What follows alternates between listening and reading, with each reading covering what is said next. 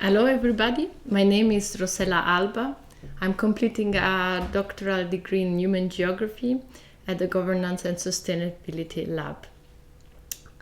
This year I had the honor to be awarded with a publication prize for Faculty VI with a paper that's titled Water Brokers, Exploring Urban Water Governance Through the Practices of Tanker Water Supply in Accra.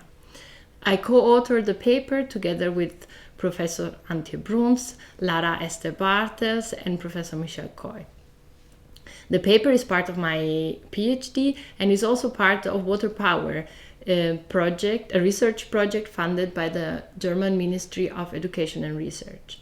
In the paper, we describe and analyze the realities of basic service provisions. That is, we look at how and by whom water, in our case, is actually delivered in contrast to ideal models and formalized policy frameworks. And we focus on the practices of tanker water supply in Accra. Accra is a fast-growing city in the West African coast and the capital of Ghana.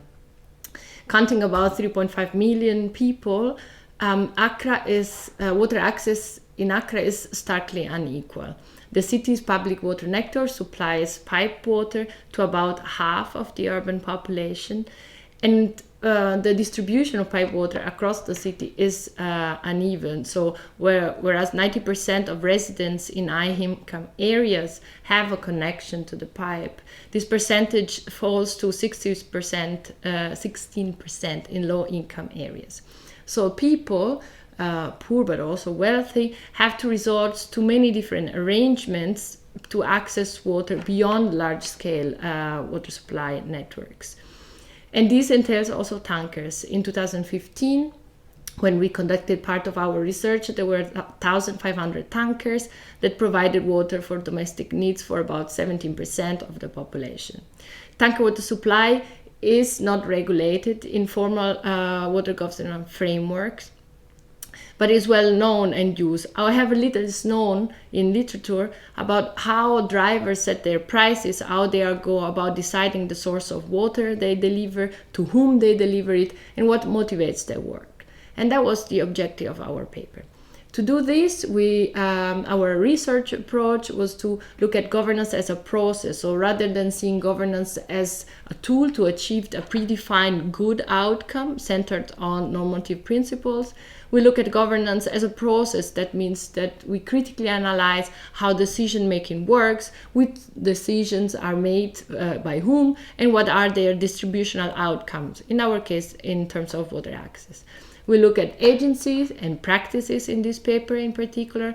So we look at the action doings of tanker drivers and engineers, but also at feelings, emotions, aspirations, social identities, and moral views. To study these, I followed and worked with tanker truck drivers in Accra. And I accompanied them during their daily routines. I also interviewed 15 local, citywide, and national policy makers and reviewed policy documents. And all this helped me and us to understand and make sense of the actions and doing of tanker water supply. So what did we find? We found that who gets water at what price in Accra is shaped by the ability of tanker drivers to act as water brokers. So drivers' identities, individual preferences and aspiration, their collaborative practices, their material infrastructure, so the size of their trucks, for example, are important to understand urban water distribution.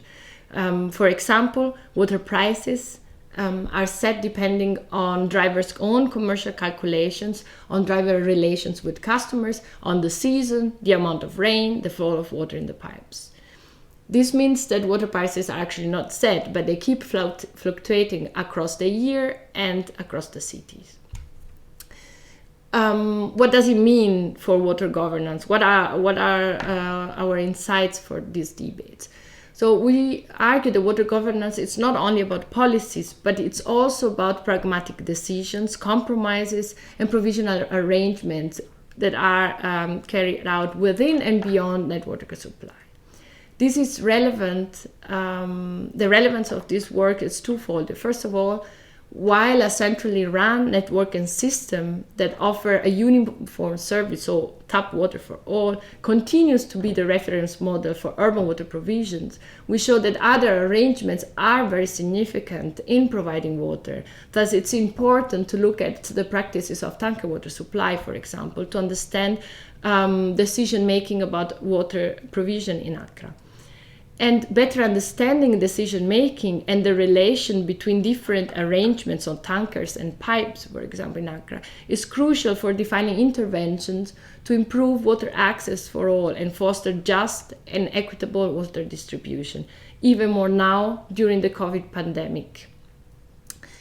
Thank you very much for listening to my presentation. If you're curious about the paper, you can download it. It's published open access in the journal Water.